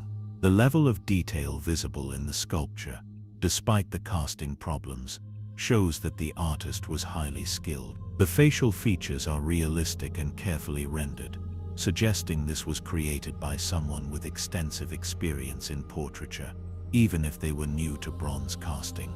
This discovery also raises questions about artistic training in ancient Mesopotamia. How did artists learn their craft?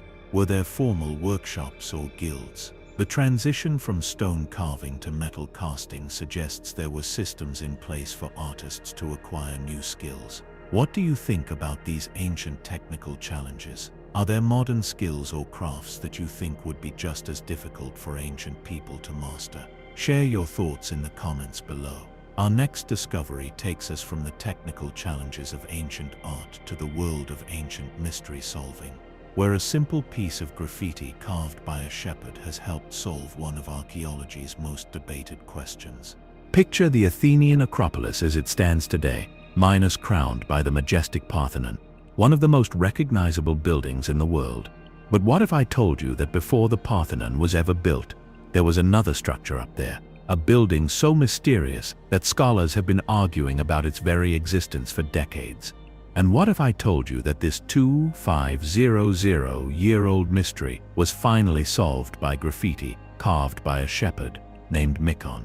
The building in question is called the Hecatompedon, which literally means 100-foot-long building. Now, this is where it gets confusing. The term Hecatompedon was later used to refer to the Parthenon itself, but ancient inscriptions suggest there was an earlier building with this same name, and scholars have been fiercely debating whether it actually existed. As archaeologist Jan-Riek van Roekegen explains, scholars disagree on what kind of building it was and where on the Acropolis it stood. Some researchers believe there couldn't have been a big temple on the site before the Parthenon. Instead, they argued that the Hecatompedon mentioned in ancient texts was merely a courtyard, perhaps with some small treasuries. We know from a decree inscribed on marble around 485 BC that there was a Hecatompedon on the Acropolis with rooms for storing treasure. But without physical evidence, it was impossible to know whether this was a major temple or just a smaller complex of buildings. Enter Mykon, a shepherd who lived around 2,500 years ago.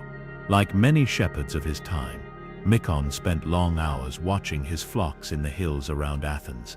To pass the time, he carved graffiti into rock outcroppings, a practice that was apparently quite common among shepherds of the era.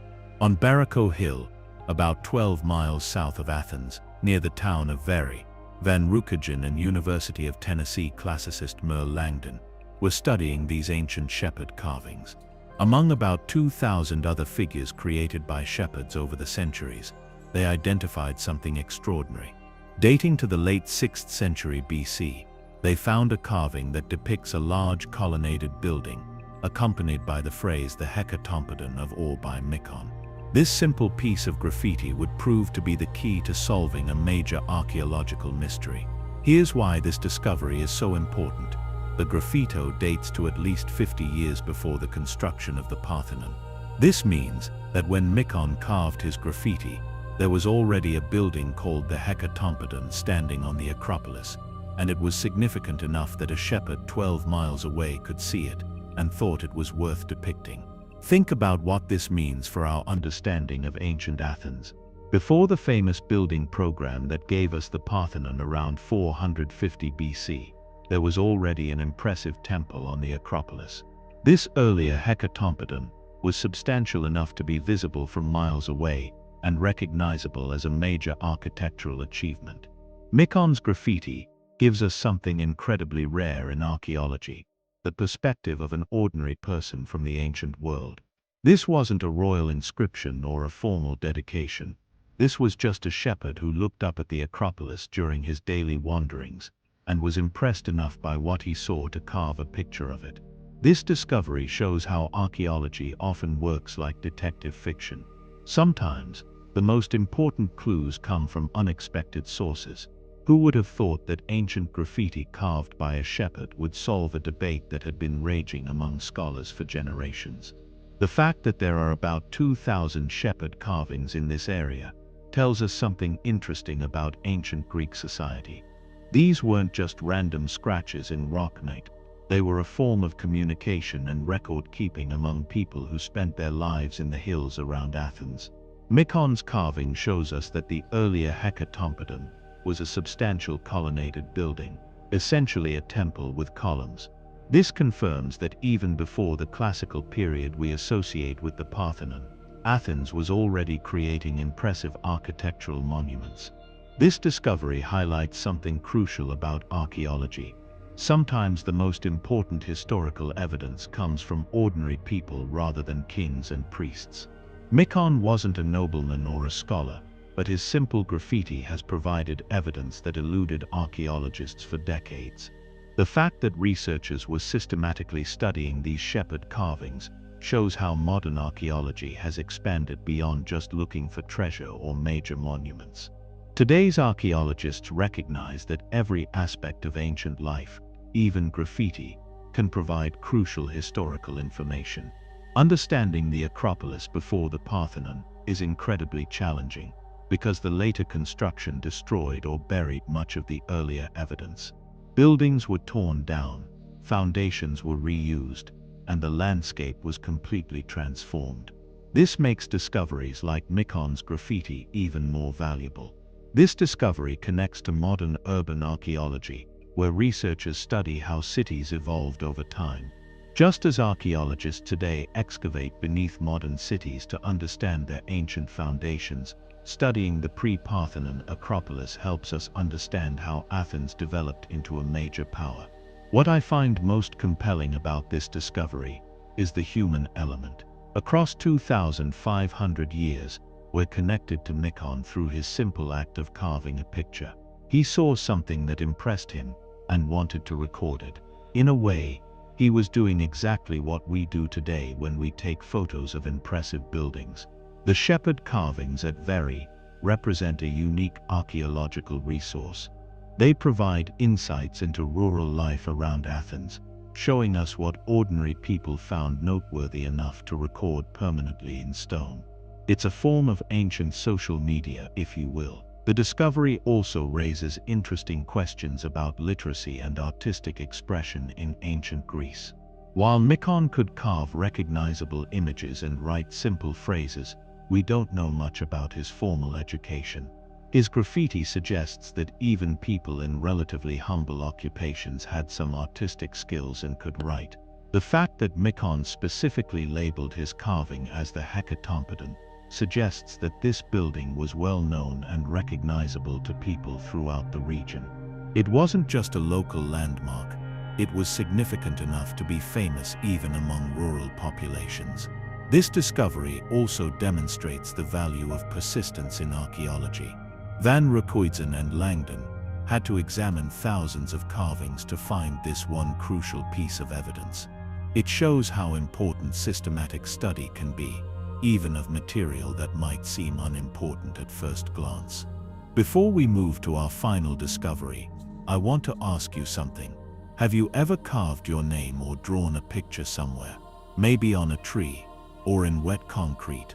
What do you think archaeologists thousands of years from now might learn about our culture from the graffiti and informal markings we leave behind?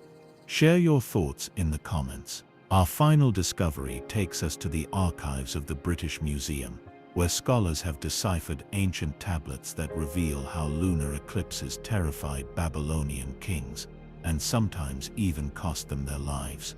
Imagine you're a Babylonian king, 3,500 years ago, and your royal astronomer bursts into your throne room with terrifying news. My lord, the moon will be devoured by darkness tomorrow night, and the gods have decreed that a great king shall die. This isn't science fiction. This is exactly the kind of scene that played out in ancient Babylon, where lunar eclipses were considered divine death sentences for rulers. In the vast archives of the British Museum, among roughly 130,000 clay tablets from ancient Mesopotamia, 4 recently deciphered tablets have revealed the earliest known mention of omens related to lunar eclipses.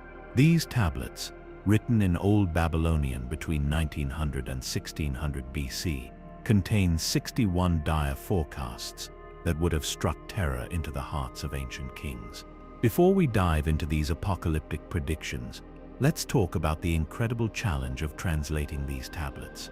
The overwhelming majority of the British Museum's cuneiform collection remains untranslated simply because so few scholars can read the languages involved: Akkadian, Sumerian, and Hittite.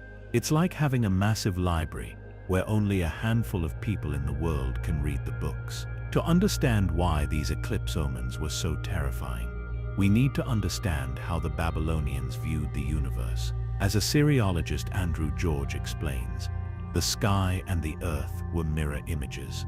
So events in the sky had counterparts in events on earth. This wasn't just metaphorical. The Babylonians believed that unusual celestial events were literally messages from the gods. Eclipses were considered particularly ominous because they represented the gods' displeasure. Think about it from their perspective. The moon or sun, which were divine beings, were being attacked and temporarily destroyed. If the gods were willing to allow such cosmic violence, what did that mean for earthly rulers? Babylonian kings took these celestial warnings so seriously that they employed astronomers to watch the skies day and night. These weren't casual observers.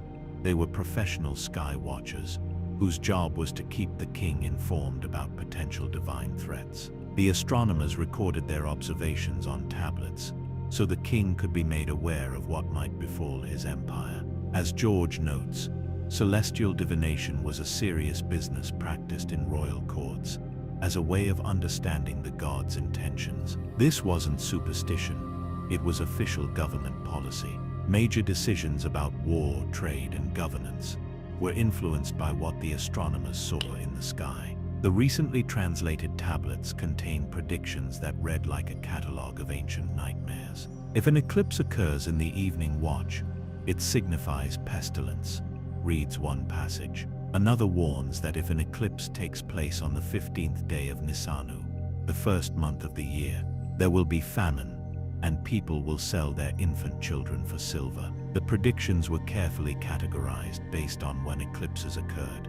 An eclipse on the 15th day of Tasratu, the 7th month, would bring locust swarms that would strike the crops. Other eclipses signaled disease, rebellion, floods, droughts, or attacks by wild animals. The Babylonians had developed an incredibly detailed system for interpreting these cosmic events. But the most terrifying prediction was reserved for the king himself. As George explains, the eclipse of one of the great celestial lights, the sun or the moon, meant that on earth a great figure would be eclipsed. That is, a king would die. In a world where the king's death could mean civil war, invasion, or the collapse of the entire kingdom, this was the ultimate nightmare scenario. How did the Babylonians arrive at these grim conclusions? Scholars are still uncertain. One theory suggests that during an eclipse early in the empire's history, a ruler may have died, or a natural disaster may have struck.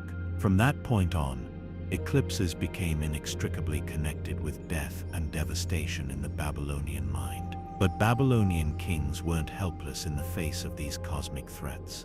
They had developed elaborate procedures for dealing with eclipse omens. The first step was to consult the priests, who would perform extispecie, divination by examining the entrails of sacrificed animals. If the entrails suggested the eclipse was a false alarm, the crisis would pass. If the divination confirmed that the king's life was in danger, the response was dramatic. Rituals would be performed to ward off the approaching peril. But if all else failed, the king would go into hiding, and a temporary substitute would be placed on the throne. This substitute king would rule during the period of greatest danger, essentially serving as a cosmic lightning rod. Once the threat was deemed to have passed, the real king would reassume his position.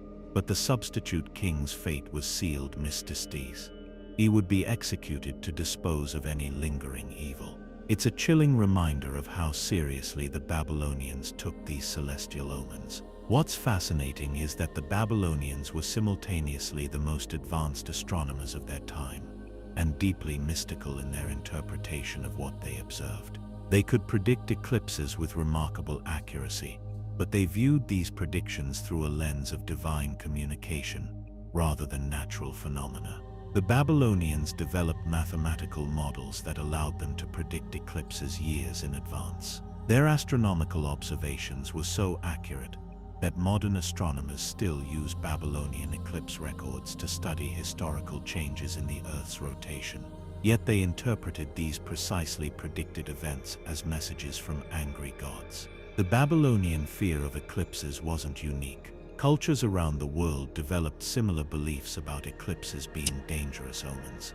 The Chinese believed a dragon was eating the sun, while some Native American tribes thought the sun was being attacked by demons. The universality of eclipse fear suggests something deep in human psychology that finds these events unsettling.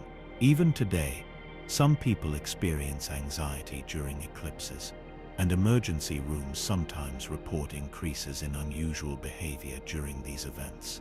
While we understand the scientific causes of eclipses, there's still something primal about seeing the sun or moon temporarily disappear that connects us to our ancient ancestors. These newly deciphered tablets do more than just reveal ancient superstitions. They show us how sophisticated Babylonian astronomy had become. The detailed categorization of eclipse types, the precise timing notations, and the systematic recording of observations demonstrate that Babylonian astronomers were conducting what we would recognize today as scientific research, even though their interpretations were deeply religious. The substitute king ritual reveals something fascinating about Babylonian political theory. The idea that cosmic events could threaten earthly rulers shows how deeply intertwined religious and political authority were in ancient Mesopotamia. The king wasn't just a political leader. He was seen as having a special relationship with the gods that made him vulnerable to cosmic displeasure. The sacrifice of substitute kings also tells us something about the value placed on royal life versus common life in Babylonian society. While it seems horrific to us today, the willingness to sacrifice a substitute to save the real king shows how central the monarch was to Babylonian concepts of social stability. These tablets also provide insight into the bureaucracy of ancient divination. The detailed records suggest there were standardized procedures for interpreting celestial events, with specific protocols for different types of eclipses. This wasn't improvised mysticism. It was institutionalized religious practice. The survival of these tablets through nearly 4,000 years is remarkable in itself. They were likely stored in temple or palace archives, carefully preserved because of their perceived importance. The fact that they survived when so many other ancient texts were lost suggests that eclipse prediction was considered one of the most crucial functions of the royal court. What's particularly striking about these tablets is how they reveal the psychological burden of ancient kingship. Rulers weren't just concerned with human enemies or natural disasters. They lived under the constant threat that the gods might decide to eliminate them based on cosmic events entirely beyond their control. The detailed nature of the predictions also shows how the Babylonians tried to find patterns in chaos. By creating elaborate systems for interpreting eclipses, they were attempting to make the unpredictable universe more manageable and understandable, even if their methods seem foreign to us today. The tablets also reveal something about ancient record keeping and institutional memory. These weren't oral traditions passed down informally. They were carefully written documents that preserved specific knowledge for future generations. This shows the importance Babylonian society placed on maintaining accurate astronomical records. The fact that these specific tablets remained untranslated until recently highlights how much ancient knowledge we still haven't unlocked. The British Museum alone holds 130,000 cuneiform tablets, and the vast majority remain unread. How many other fascinating insights into ancient life are still waiting to be discovered in museum collections around the world? The eclipse predictions also connect to broader themes in Mesopotamian religion, particularly the belief that human affairs were controlled by capricious gods who needed to be constantly appeased. The detailed rituals for averting eclipse-related disasters show how much effort and resources ancient societies devoted to managing their relationships with the divine. These discoveries remind us that ancient people weren't fundamentally different from us. They were trying to understand and control their world using the best knowledge and techniques available to them. While their methods may seem superstitious to us, they represent genuine attempts to make sense of frightening and unpredictable events. The substitute king practice also reveals something about ancient concepts of justice and sacrifice. The idea that one person could take on the cosmic punishment meant for another shows sophisticated thinking about guilt, representation, and the transfer of divine anger. What's remarkable is how these ancient astronomical records continue to be useful to modern science. Babylonian eclipse observations help us understand how the Earth's rotation has changed over time, showing that even their religiously motivated record-keeping had lasting scientific value.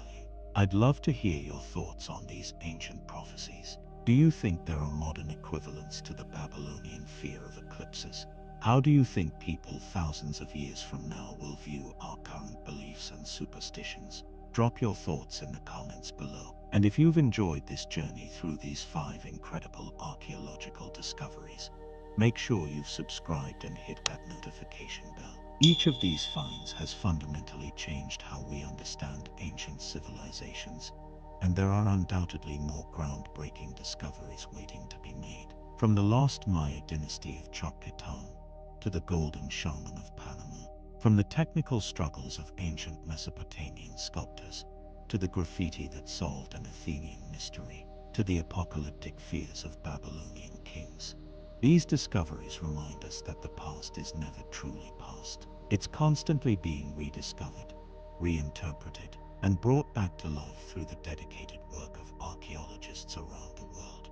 The most exciting part: we've probably only scratched the surface. Right now, there are teams of archaeologists working in remote locations, advanced technology, revealing hidden structures, and scholars in libraries deciphering ancient texts that could contain the next great revelation about human history. Who knows what incredible discovery will be next? Will it be another lost civilization? A revolutionary new understanding of ancient technology? Or perhaps ancient writings that completely change how we view the development of human culture? One thing is certain: the past still has many secrets to reveal, and we'll be here to share them with you as they unfold. Thanks for joining me on this incredible journey through time. Until next time, keep wondering about the mysteries that lie buried beneath our feet, and the stories waiting to be told by the artifacts of our ancestors.